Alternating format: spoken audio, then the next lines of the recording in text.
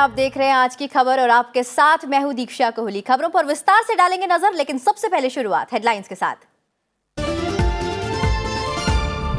Ukraine के Kharkiv में freedom square और कीव के मुख्य टीवी टावर पर रूसी बमबारी। यूक्रेन से फिर वार्ता करने के लिए तैयार रूस। खार्किव में भारतीय छात्र की मौत की जांच करेगा मॉस्को।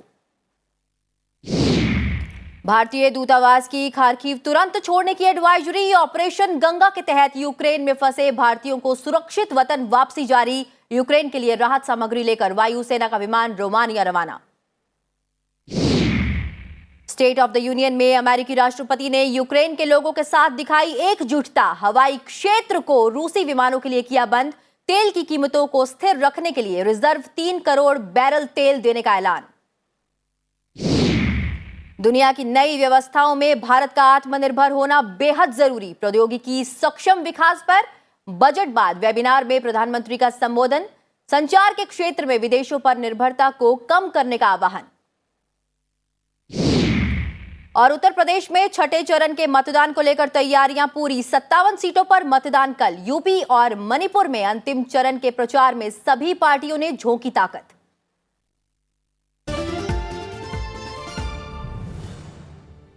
और हेडलाइंस के बाद अब एक नजर उन खबरों पर जो आज सुर्खियों में रही।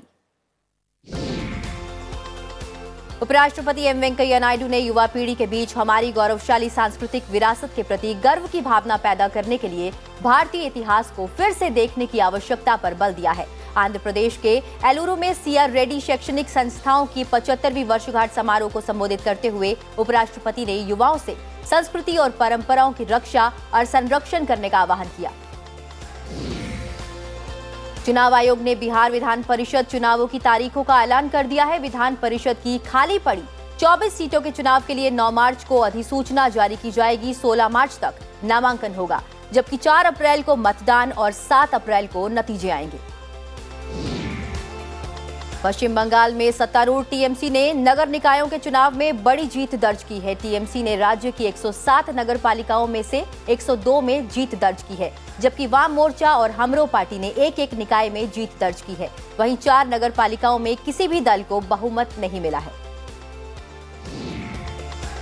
केरल उच्च न्यायालय ने मलयालम समाचार चैनल मीडिया वन की वो अपील खारिज कर दी है जिसमें उसने प्रसारण लाइसेंस का नवीनीकरण नहीं करने के केंद्र के फैसले को एकल पीठ की तरफ से कायम रखने को चुनौती दी थी। केंद्र सरकार ने 31 जनवरी को चैनल के प्रसारण पर रोक लगा दी थी। वित्तीय प्रौद्योगिकी कंपनी भारत पे ने कहा है कि उसके सह संस्थापक अशनीर ग्रोवर को कंपनी में सभी पदों से उठा दिया गया है। भारत पे ने कंपनी के कोष में बड़े पैमाने पर अनियमितता में ग्रोवर के परिवार और संबंधियों की लिप्तता पाई थी। ग्रामीण बिहार के बड़े हिस्से में भूजल में व्यापक पैमाने पर रासायनिक प्रदूषित है। बिहार आर्थिक सर्वेक्षण रिपोर्ट 2021-2022 में कहा गया है कि राज्य के 38 में से 31 जिलों के ग्रामीण इलाकों में भूजल आर्सेनिक, फ्लोराइड और लौह संदूषण से प्रभावित है, जबकि 11 जिलों के 3791 ग्रामीण वार्डों में पेयजल स्रोत फ्लोराइड संदूषण से प्रभावित है।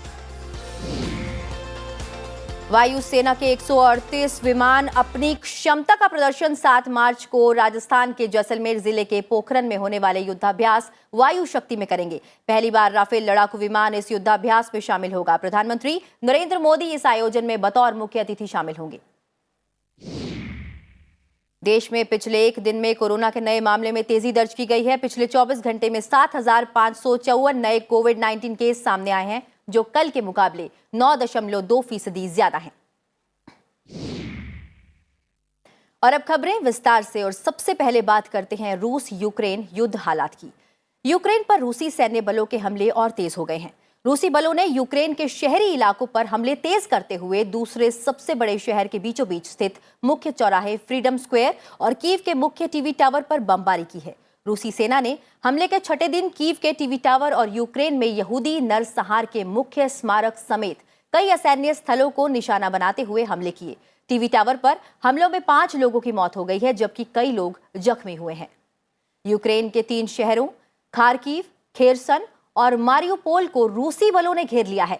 यूक्रेन के दूसरे सबसे बड़े शहर खार्किव में क्षेत्रीय पुलिस और खुफिया मुख्यालय पर हुए हमले में इमारत की छत विस्फोट से उड़ गई है और उसकी ऊपरी मंजिल पर आग लग गई है। क्षतिग्रस्त 5 मंजिला इमारत का मलबा निकटवर्ती गलियों में गिरा है। आक्रमणकारी बलों ने ओडेसे और मारियुपोल के अहम बंदरगाहों समेत दूसरे शहरों और कस्बों पर भी हमले तेज कर दिए हैं। यूक्रेन में युद्ध में मारे गए लोगों की तादाद भी अभी साफ नहीं हो पाई है। यूक्रेनी बलों को हुए नुकसान की अब तक कोई जानकारी नहीं है। वहीं शहरों पर हमले के अलावा ऐसी खबरें सामने आई हैं कि मॉस्को ने आबादी वाले 3 क्षेत्रों पर क्लस्टर बमों का इस्तेमाल किया है। क्रेमलिन ने इस बात से इनकार किया है कि उसने इस तरह के हथियारों का इस्तेमाल किया है और जोर देते हुए कहा है कि उसके बलों ने केवल सैन्य ठिकानों पर हमला किया है। हालांकि घरों, स्कूलों और अस्पतालों पर बमबारी की कई तस्वीरें सामने आई हैं। इस बीच 40 मील दूरी तक फैला रूसी टैंकों और दूसरे वाहनों का काफिला धीरे धीरे कीव की राजधानी की ओर बढ़ा। राजधानी कीव में करीब 30 लाख लोग रहते हैं। पश्चिमी देशों को आशंका है कि ये रूस के राष्ट्रपति व्लादिमीर पुतिन की यूक्रेनी सरकार को अपदस्थ करके रूसी समर्थक सत्ता की स्थापना करने की कोशिश है। यूक्रेन के राष्ट्रपति ने रूसी हमले को आतंकी कार्रवाई बताया है। राष्ट्रपति व्लादिमीर जेलेंस्की ने खार्किव में फ्रीडम स्क्वायर पर हमले के बाद कहा है कि कोई इसे नहीं भूलेगा, इस घटना को कोई माफ नहीं करेगा। राष्ट्रपति जेलेंस्की ने यूरोपीय संघ की संसद से भावनात्मक अपील में कहा है कि यूक्रेन यूरोप का सम्मान सदस्य बनने के लिए भी लड़ रहा है। यूक्रेन के राष्ट्रपति ने कहा है कि भारी बमबारी सिर्फ उन पर दबाव बनाने के लिए की गई है। उन्होंने कहा कि कीव कोई रियायत देने को तैयार नहीं है, वो भी तब जब एक और रॉकेट और तोप से हमले किए जा रहे हैं। उन्होंने कहा कि रूस हमारे देश की राष्ट्रीयता को खंडित करना चाहता है। आज हमारी राजधानी लगातार खतरे में है। अमेरिकी राष्ट्रपति जो बाइडेन ने प्रतिनिधि सभा को संबोधित करते हुए रूसी राष्ट्रपति व्लादिमीर पुतिन की कड़ी आलोचना की है। जनवरी में कार्यभार संभालने के बाद यह पहला मौका था जब उन्होंने प्रतिनिधि सभा को औपचारिक रूप से संबोधित किया। अमेरिकी राष्ट्रपति जो बाइडेन ने अपने पहले स्टेट ऑफ द यूनियन संबोधन में रूस की आक्रामकता का सामना करने और अमेरिकी मुद्रास्फीति को काबू करने का संकल्प किया। राष्ट्रपति ने भाषण की शुरुआत यूक्रेन संकट के मुद्दे से ही की। उन्होंने कहा कि वे खड़े होकर यूक्रेन के लोगों के जज्बे को सलाम करें। So let us continue to draw inspiration from the iron will of the Ukrainian people. To our fellow Ukrainian Americans who forged the deep bond that connects our two nations, we stand with you. We stand with you. Putin may circle Kyiv with tanks, but he'll never gain the hearts and souls of the Iranian people. राष्ट्रपति Biden ने रूस के खिलाफ लड़ाई में Ukraine और Europe की सराहना के लिए अमेरिकी सैनिक भेजे जाने की संभावना से इनकार किया है। हालांकि उन्होंने कहा कि अमेरिकी सेनाएं नेटो देशों की रक्षा करेगी। जो बाइडेन ने ऐलान किया कि अमेरिकी अपनी हवाई क्षेत्र को रूसी विमानों के लिए बंद कर रहा है। उन्होंने कहा कि दूसरे सख्त कदमों को भी उठाया गया है। रूस के यूक्रेन पर आक्रमण करने के बीच जो बाइडेन के इस भाषण के मायने और बढ़ गए हैं। And as I've made crystal clear, the United States and our allies will defend every inch of territory that is NATO territory with the full force of our collective power. Every single inch. रूस के Ukraine पर हमले के कारण तेल की वैश्विक कीमतों में $5 प्रति बैरल की वृद्धि दर्ज की गई है। अमेरिकी मानक कच्चे तेल का दाम $5.24 प्रति बैरल की बढ़ोतरी के साथ 108.60 पर पहुंच गया। वहीं अंतर्राष्ट्रीय तेल मानक ब्रेंट क्रूड $5.43 बढ़कर $110.40 पर पहुंच गया है। इस बीच अमेरिकी राष्ट्रपति जो बाइडेन ने घोषणा की है कि यूक्रेन पर रूस के हमले के बाद वैश्विक स्तर पर तेल की कीमतों को स्थिर रखने के लिए उनके प्रशासन ने 30 दूसरे देशों के साथ मिलकर अमेरिकी रणनीतिक आरक्षित भंडार से करोड़ों बैरल तेल देने का फैसला किया है। इससे पहले मंगलवार को अंतर्राष्ट्रीय ऊर्जा एजेंसी के सभी 31 सदस्य देशों ने अपने रणनीतिक भंडारों से 6 करोड़ बैरल तेल जारी करने पर सहमति जताई थी। I can announce the United States has worked with 30 other countries to release 60 million barrels of oil from reserves around the world. America.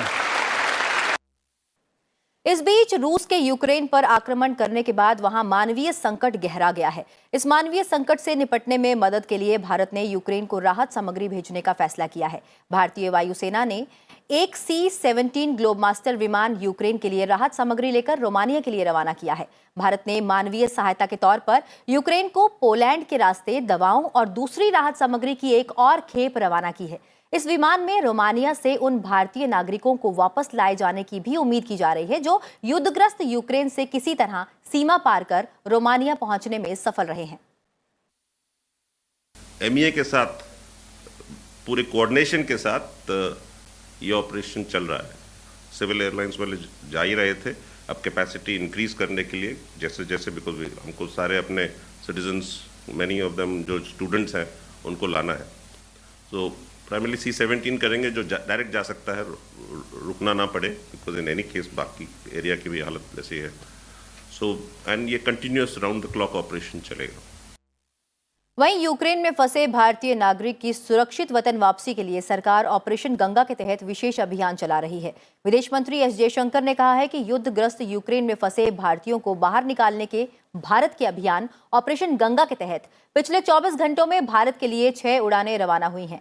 Operation Ganga के तहत भारतीयों के यूक्रेन से निकलने के बाद हंगरी, रोमानिया, पोलैंड और स्लोवाकिया से हवाई मार्ग से स्वदेश लाया जा रहा है।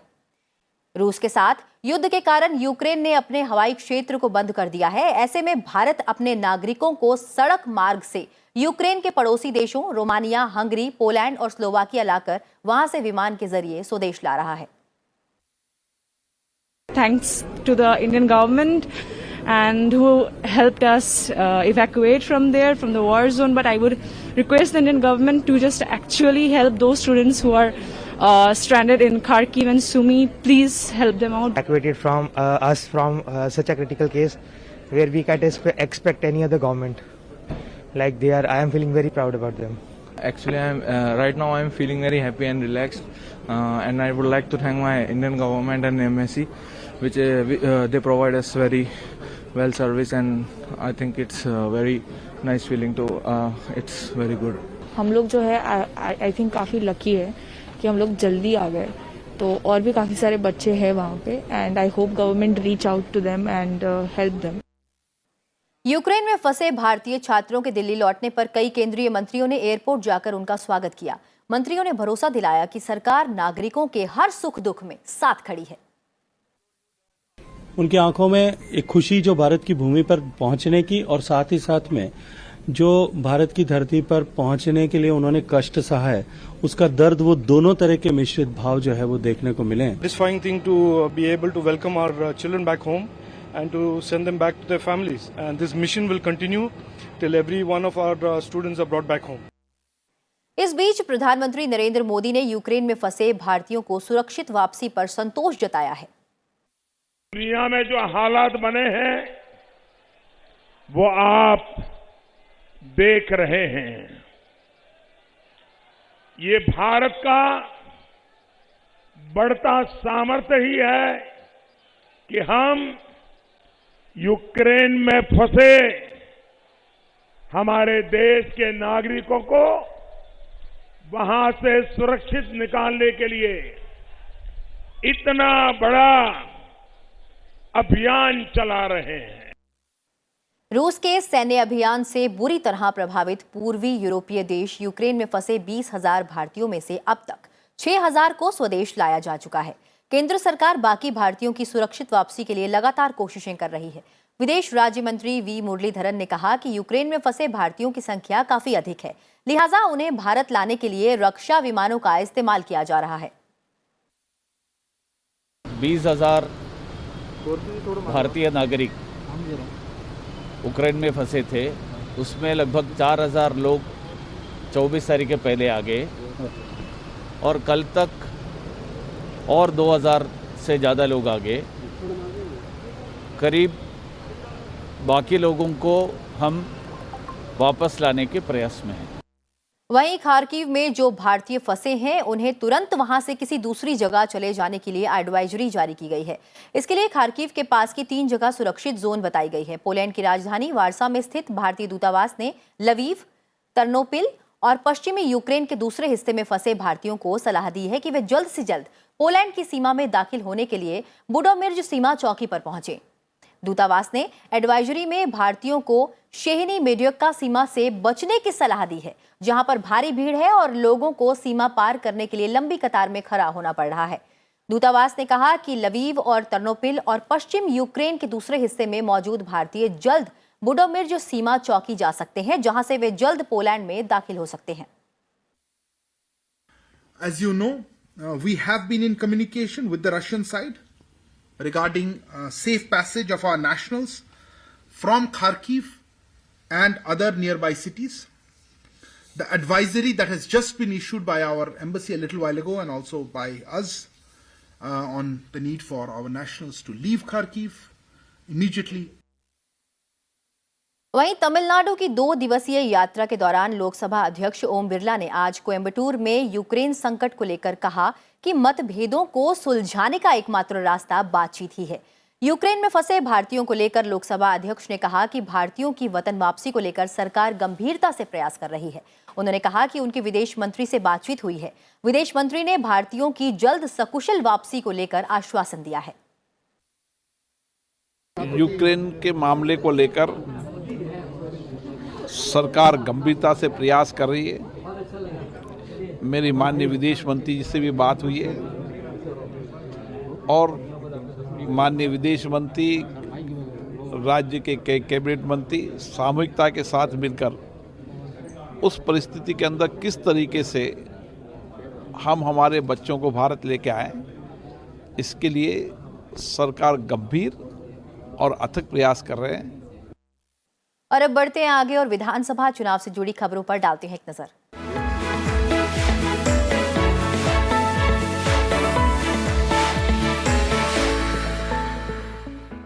उत्तर प्रदेश में विधानसभा चुनाव के छठे चरण के मतदान को लेकर तैयारियां पूरी कर ली गई हैं। इस चरण में 57 सीटों के लिए कल मतदान होगा। कल 676 उम्मीदवार मैदान में हैं। छठवें चरण के 10 जिलों में अंबेडकर नगर, बलरामपुर, सिद्धार्थनगर, बस्ती, संत कबीर नगर, महाराजगंज, गोरखपुर, कुशीनगर, देवरिया और बलिया जिले के 57 विधानसभा क्षेत्रों में 3 मार्च को सुबह 7 बजे से शाम 6 बजे तक मतदान होगा। इस चरण में पहली बार विधानसभा चुनाव लड़ रहे मुख्यमंत्री योगी आदित्यनाथ के निर्वाचन क्षेत्र गोरखपुर में भी मतदान होगा। 2017 के विधानसभा चुनाव में इन 57 सीटों में 44 सीटें बीजेपी और 2 सीटें उसके सहयोगी दलों ने जीती थी। उत्तर प्रदेश में 7वें चरण के चुनाव के लिए सभी दलों ने पूर्वांचल में पूरी ताकत झोंक रखी है। प्रधानमंत्री नरेंद्र मोदी ने आज सोनभद्र और गाजीपुर में चुनावी रैली की। प्रधानमंत्री ने विपक्ष पर तंज कसते हुए कहा कि घोर परिवारवादियों ने कदम कदम पर भारत का अपमान करने में कोई कसर नहीं छोड़ी। विपक्ष को जब भी सरकार बनाने का मौका मिला, उसने जनता के विकास को कभी तवज्जो नहीं दी।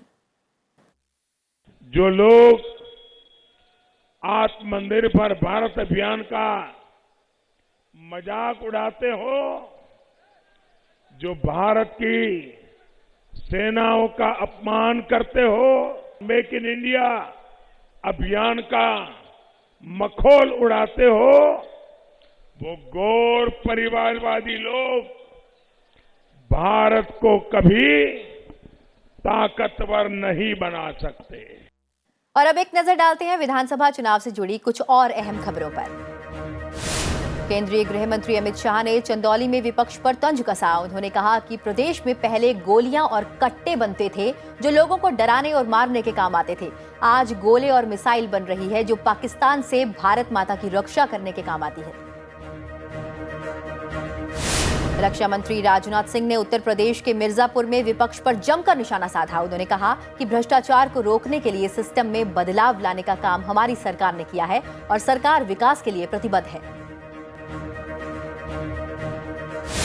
उत्तर प्रदेश के मुख्यमंत्री योगी आदित्यनाथ ने मऊ में सरकार की उपलब्धियों को गिनाकर वोट देने की अपील की। उन्होंने कहा कि प्रदेश में सरकार ने पिछले 5 साल में 5 लाख लोगों को नौकरियां दी हैं और 2 करोड़ नौजवानों ने अपना रोजगार शुरू किया है। उन्होंने सरकार बनने पर हर परिवार के 1 सदस्य को रोजगार देने का वादा किया। वहीं समाजवादी पार्टी के अध्यक्ष अखिलेश यादव ने आज जौनपुर में राज्य सरकार के 10 लाख पदों को जल्द से जल्द भरने का वादा किया। रैली को संबोधित करते हुए अखिलेश यादव ने नौजवानों को नौकरियों में आयु सीमा में छूट देने का भी वादा किया।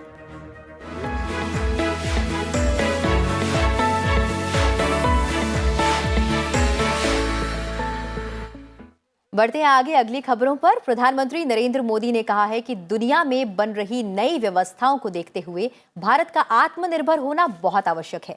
उन्होंने संचार के क्षेत्र में विदेशों पर निर्भरता को कम से कम करने का आह्वान किया।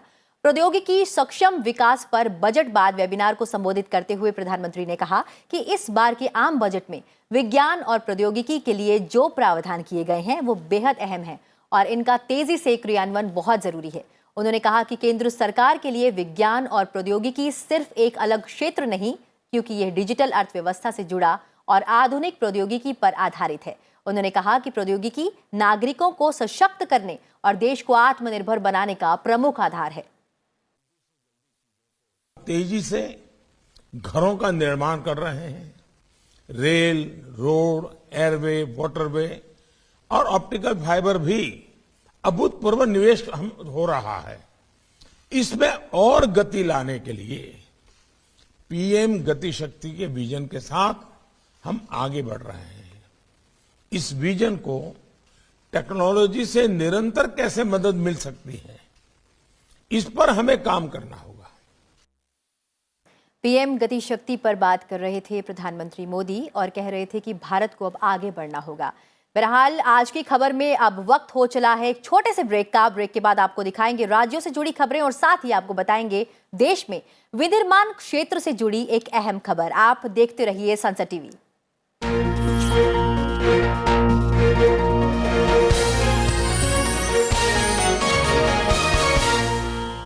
No force can stop the change whose time has come. An emerging global power in a fast-changing geopolitical environment.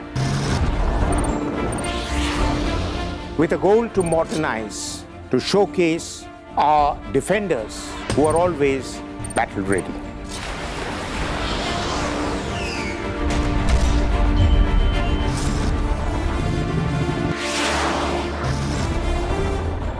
Watch our special presentations featuring India's defense forces and their capabilities in The Defenders, only on Sansad TV.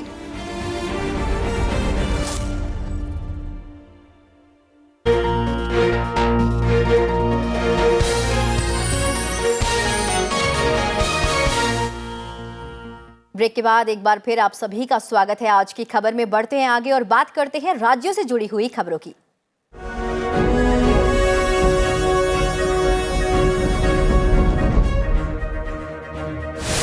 केंद्रीय मंत्री स्मृति ईरानी ने दिल्ली में महिलाओं की सुरक्षा के एक कार्यक्रम को संबोधित किया। उन्होंने कहा कि तकनीक जानने से और ट्रेनिंग से विषम परिस्थितियों में भी आप अपना और अपनों का संरक्षण कर सकती हैं। महाराष्ट्र विधानसभा का 4 सप्ताह का बजट सत्र कल से शुरू होने जा रहा है। इससे पहले आज एनसीपी अध्यक्ष शरद पवार ने पार्टियों के मंत्रियों और नेताओं के साथ बैठक कर आगे की रणनीति तय की। पार्टी ने तय किया कि नवाब मलिक से इस्तीफा देने के लिए नहीं कहा जाएगा।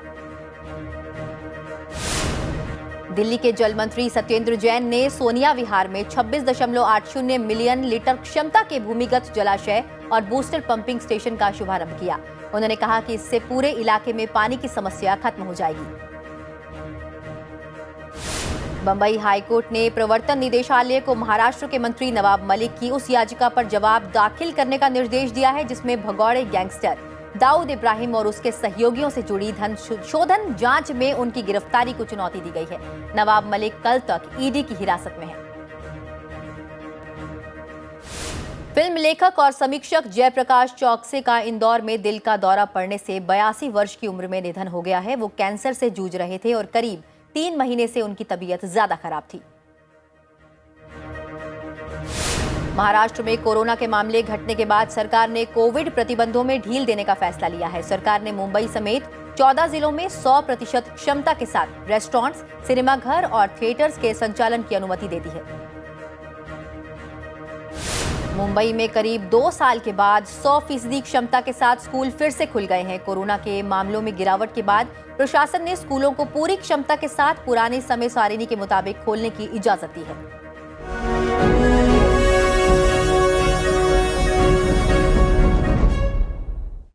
उत्पादन और नए ऑर्डर की संख्या बढ़ने से देश के विनिर्माण क्षेत्र की गतिविधियां फरवरी माह के दौरान बढ़ी हैं।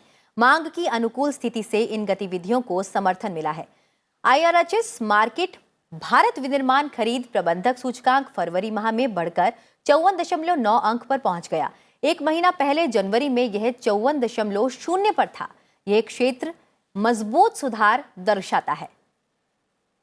और बुलेटिन में फिलहाल इतना ही। चलते चलते आपको छोड़ जाते हैं मदुरई में भरतनाट्यम की तस्वीरों के साथ, जहां कलाकारों ने बनाया है एक नया रिकॉर्ड।